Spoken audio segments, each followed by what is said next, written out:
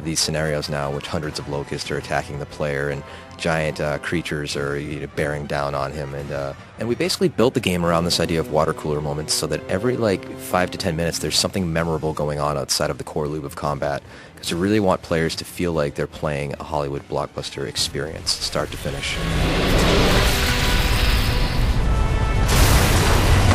The game actually has a lot more variety in environments than the first game. You go all the way from the deepest depths of the underground all the way to the highest snow-capped peak on Sierra, and the look is a little bit more saturated this time around. It's still a dark, kind of drab universe in many ways, but it's not quite as drab as the first game. The story, however, that's a little bit darker this time around.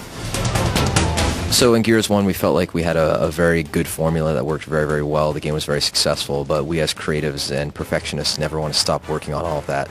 So in Gears 2, we implemented this idea first and foremost of stopping power.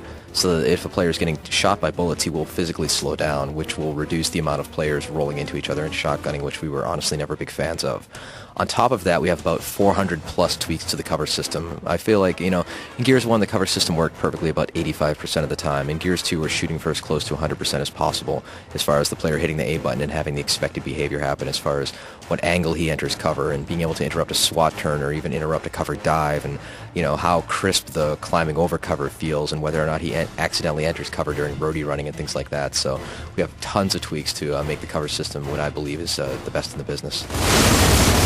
Well, in the multiplayer, we knew we wanted to have far deeper functionality as far as having many, many more multiplayer modes. We also wanted to make sure we had a party system, which was very much a no-brainer for us coming off of Gears 1. And adding things like photo mode and having better achievement tracking, having a war journal and things like that. I think all of that adding together really kind of takes the game from just being a simple shooter into essentially being a platform that players can play for months on end. We're fans of deathmatch and free-for-all. We think that they're cool, but if we were going to do that in the Gears universe, we knew we were going to do it with our own unique, original twist on it. So we came up with the idea of essentially 5 teams of 2 players each. So it kind of combines a free-for-all deathmatch with a co-op buddy, also with a last man standing type dynamic. So once you're out for that round, and you basically better watch your buddy's back because when you spawn, there's enemies all over the map, and you get 2 players versus 8 players. It gets very intense very quickly. Essentially, in Gears 2, the player has a lot of different ways he can use the chainsaw. In the campaign mode, he can use it to cut through certain areas to get to new locations.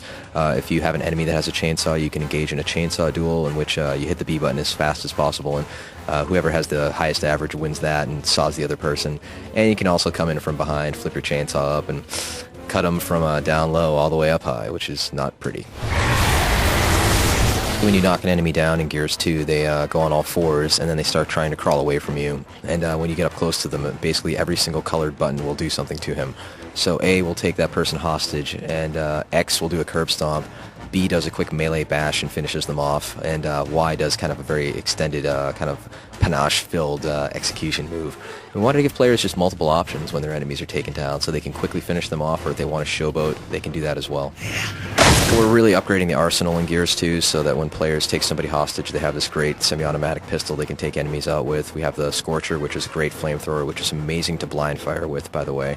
You can also stick every single type of grenade on walls and set traps for your enemies, and we have a whole other section of weapons that we've yet to reveal yet that should be coming out soon. So keep your eyes peeled this November for Gears of War 2 coming exclusively on Xbox 360. It's going to be a hell of a ride.